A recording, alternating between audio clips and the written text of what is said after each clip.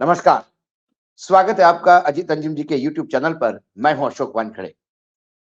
आज 103 साल बाद महाराष्ट्र के नागपुर में, यानी विदर्भ की राजधानी नागपुर, महाराष्ट्र की उपराजधानी नागपुर, एक समय सीपी बेरार राज्य था, उसकी राजधानी नागपुर, जब मध्य प्रदेश और विदर्भ एक हुआ करता था। वहां पर कांग्रेस के स्थापना दिवस की बहुत बड़ी रैली आयोजित की जा रही है। राहुल गांधी की पदयात्रा विदर्भ से ही निकली। उसके बाद विदर्भ हमेशा कांग्रेस का गढ़ रहा है। उसको पुख्ता करने के लिए और लोकसभा चुनाव के मद्देनजर ये जो स्थापना दिवस है कांग्रेस का, इसकी रैली, एक बहुत बड़ा आयोजन, महासम्मेलन जिसको कह सकते हैं, पूरी इंडिया गठबंधन के बाकी घटक दलों ने, शिवसेना से लेके एनसीपी ने पूरी ताकत झोंक दी है इसको सक्सेस करने के लिए। और आज बहुत बड़ा आयोजन नागपुर में होने जा रहा है। इसके पहले नागपुर में यह आयोजन 1920 में हुआ था, 103 साल पहले। उसके बाद 103 साल बाद फिर नागपुर में कांग्रेस का स्थापना दिवस का आयोजन में बहुत बड़ा समारंभ होने जा रहा है। जब इस इवेंट को, क्योंकि बाकी कोई और इवेंट बड़े है नहीं, तो इस इवेंट को बट नेचुरल है, अच्छा कवरेज भी मिलता। लेकिन इसी बीच सुबह एक ट्वीट आया एजेंसियों का और सब दूर ब्रेकिंग न्यूज बदल गई। और ब्रेकिंग न्यूज ये हो गई कि गांधी परिवार की प्रियंका गांधी वाड्रा, राहुल गांधी की बहन, सोनिया गांधी, राजीव गांधी की बेटी, इंदिरा गांधी की पोती, जवाहरलाल नेहरू की परपुत्री को ईडी ने संजय भंडारी के खिलाफ जो चार्जशीट फाइल की है, उसमें उनका नाम भी जोड़ दिया गया है। इसके पहले उनके पति रॉबर्ट वाड्रा का नाम भी जोड़ दिया गया था। संजय भंडारी के खिलाफ मनी लॉन्ड्रिंग का केस है। बहुत सारा उनका इन्वेस्टमेंट बाहर है, यूके में। वो सारा ईडी ने ट्रेस किया। 2006 में संजय भंडारी लंदन, इंग्लैंड भाग गए, लंदन में रह रहे हैं। आखिरकार भारत सरकार को उनका प्रत्यार्पण करने का जो उनकी एप्लीकेशन थी, उसको मान लिया यूके सरकार ने, और जनवरी में संजय भंडारी भारत लाए जा रहे हैं। इसके पहले इसी केस में 2-4 लोग और अरेस्ट हुए थे, जो एक यूएई का बिजनेसमैन है, दक्षिण भारतीय बिजनेसमैन, जिसका नाम चेरुवथरु चिकुट्टी थम्पी है, और साथ में सुमित चड्ढा भी है। सुमित चड्ढा ये इंग्लैंड के रहने वाले हैं। अब थम्पी, चड्ढा, संजय भंडारी, रॉबर्ट वड्रा, इन लोगों के साथ एक और नाम जुड़ गया, प्रियंका गांधी वाड्रा। अब इसमें सारा जो केस का दामोदमार है, वो एक लैंड डील पे है। संजय भंडारी के नजदीक माने जाते हैं थम्पी। थम्पी की दोस्ती है वाड्रा से, और इन सब के लैंड डील, लैंड लेना, लैंड देना, एक एचएल पाहवा करके है, वो डील करते हैं। अब 2006 में इसी एचएल पाहवा से प्रियंका गांधी और रॉबर्ट वड्रा ने 334 कैनाल, यानी 40.08 एकड़ जमीन खरीदी थी। और उसके बाद उसी एचएल पाहवा को 2010 में, 4 साल बाद, ये जमीन प्रियंका ने वापस बेच दी। ईडी का ये शायद सोच है, या ईडी को ऐसा लगता है कि एचएल पाहवा ने ये जो जमीन खरीदी है प्रियंका गांधी से, ये वही नंबर 2 का इनकम है, वही कैश है जो उसे भंडारी से मिला था, जो मनी लॉन्ड्रिंग का ही प्रोसीड्स माना गया है। इसलिए प्रियंका गांधी का नाम चार्जशीट में आया, लेकिन उन्हें मुजरिम नहीं बनाया गया है। जैसे कि उनका पति का भी नाम जोड़ा गया है, लेकिन रॉबर्ट वाड्रा भी मुजरिम नहीं है।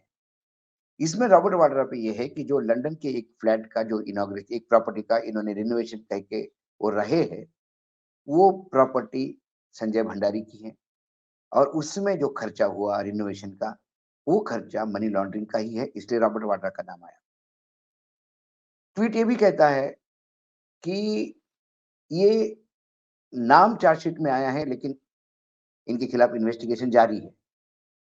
ये थोड़ा रेखांकित करने वाली बात है। इन्वेस्टिगेशन जारी है, वो एक्यूज्ड या को एक्यूज्ड नहीं है। लेकिन भंडारी जो एक्यूज्ड है, उसके साथ थम्पी जो एक्यूज्ड है, उसके साथ दूसरे जो यूके के में उनके मित्र है, वो एक्यूज्ड है चड्ढा, और एक पाहवा एक्यूज्ड है, को एक्यूज्ड है।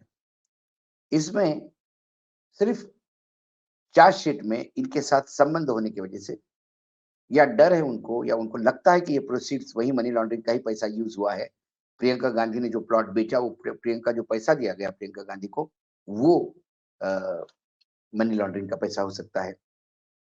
ये बात अलग है कि पूरा सोशल मीडिया पे इस केस को लेके लोग लगातार ये कह रहे हैं कि टैक्स पेयर के पैसे से प्रियंका गांधी रहती थी और अ, नंबर 2 का पैसा कमाया है। सवाल है ये है कि क्या किसी से जमीन खरीद के उसको वापस बेच नहीं सकते?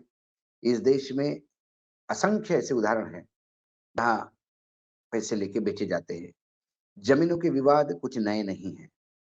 यदि मैं थोड़ा-सा आपको पीछे ले जाऊँ, तो राम जन्मभूमि के लिए जो ज़मीन खरीदी गई थी, वो ऐसी ही ज़मीन का एक विवाद हुआ था कि साढ़े 10 बजे जो रजिस्ट्री हुई, वो फिर 11 बजे वही ज़मीन की फिर रजिस्ट्री हुई, और दोनों की कीमत में कई करोड़ों का डिफरेंस था। यानी आधे घंटे के अंदर ज़मीन की कीमत इतने कई गुना बढ़ गई थी। बेचने वाला वो था जो एक मुजरिम था, जो भगोड़ा घोषित हो चुका था। वो चिटफंड टाइप कंपनी खोलता था, जो बकरियाँ लोगों के लिए खरीद के सपने दिखाता था कि 1 बकरी की 10 बकरी होगी। उससे ज़मीन खरीदी गई भगोड़े से। वहाँ बहुत विवाद हुआ कि आधे घंटे के अंदर ज़मीन की कीमत इतनी कैसे बढ़ जाती है। लेकिन फिर यूपी गवर्नमेंट ने उसमें इन्वेस्टिगेशन किया और कहा कि इसमें ट्रस्ट की कोई गलती नहीं है, क्योंकि वहाँ पे वकील भी वहीं, मुजरिम भी वहीं, और जज भी वहीं। जब एक ही रोल में सब हो, तो अक्सर ऐसा होता है। हमारे यहाँ तो मुख्य न्यायाधीश पे भी जब आरोप लगते हैं, तो वो खुद को ही क्लीन चिट देखते हैं, ये भी हुआ है। तो इसमें गलत ये नहीं है कि प्रियंका वाड्रा ने उसी आदमी से उसको बेची।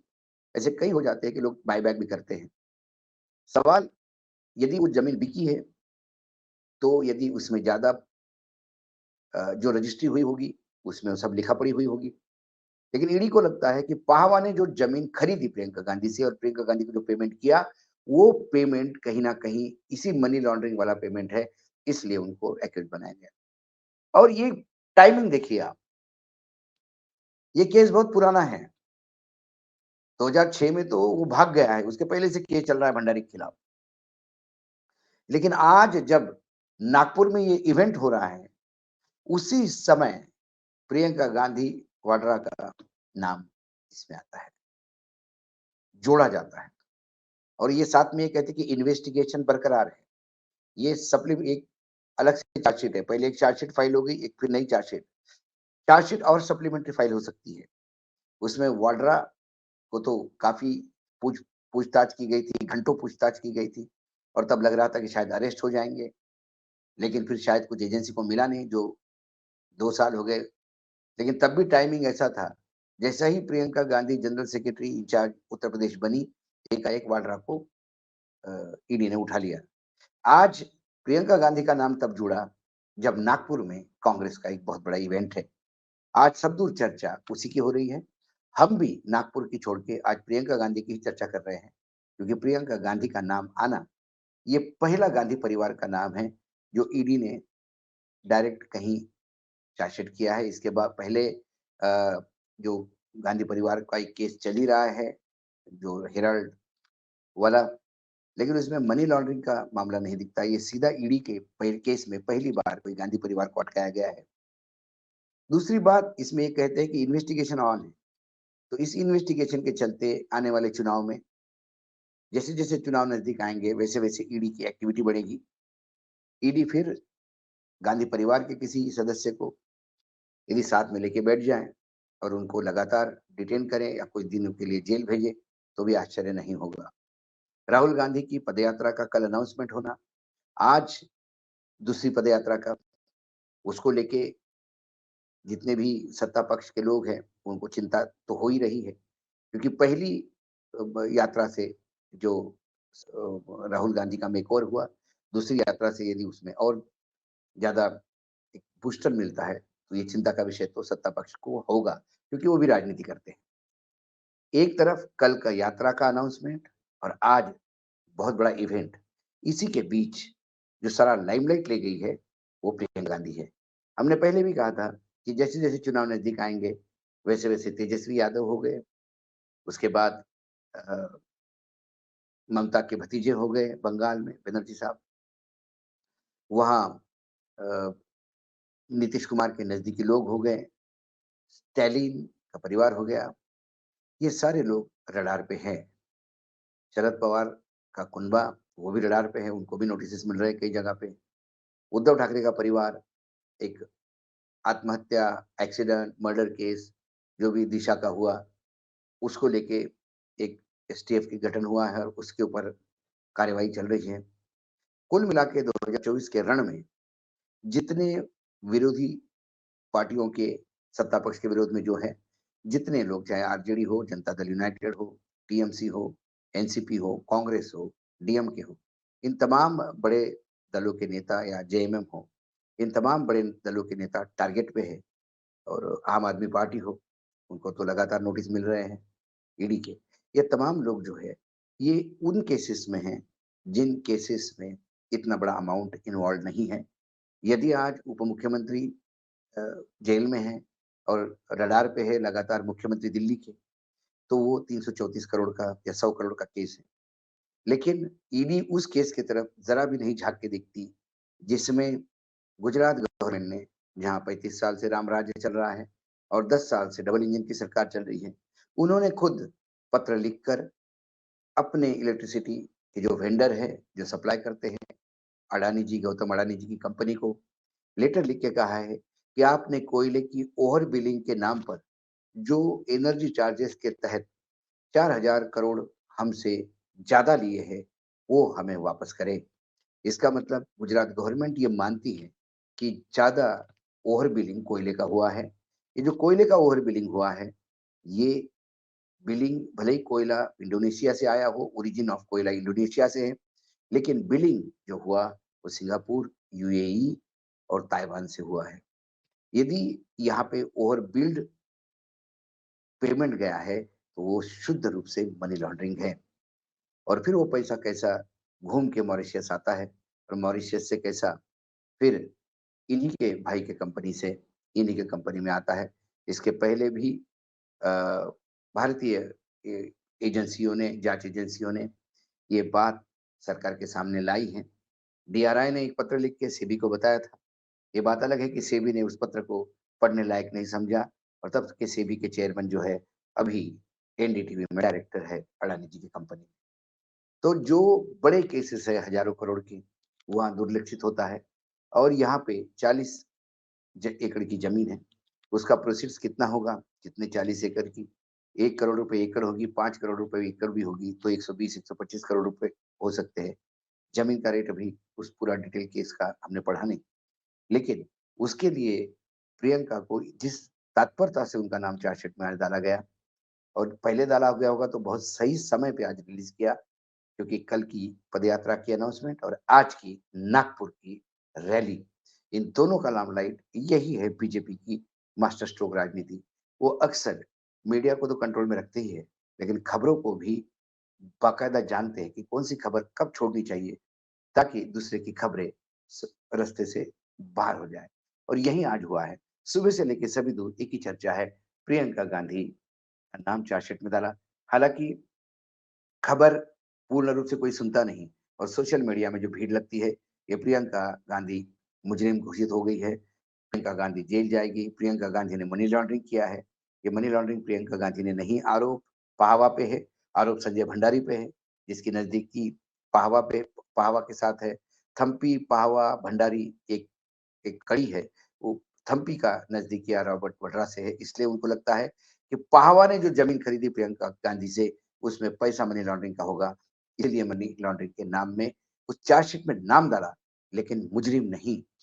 ये बात भी मैं आपको कह दूँ, लेकिन साथ में ये भी कहते हैं कि इन्वेस्टिगेशन चालू है, शुरू है, बरकरार रहेगा। ये टांग की तलवार हमेशा गांधी परिवार के सर पे रहेगी। देखना ये है कि आने वाले दिनों में क्या प्रियंका गांधी को बुलाया जाता है, क्या डिटेन किया जाता है, या उन्हें भी कुछ दिनों के लिए जेल भेजा जाता है। आज इतना ही, फिर आऊँगा किसी विषय के साथ, तब तक के लिए नमस्कार। देखते रहिएगा अजीत अंजुम जी का यूट्यूब चैनल।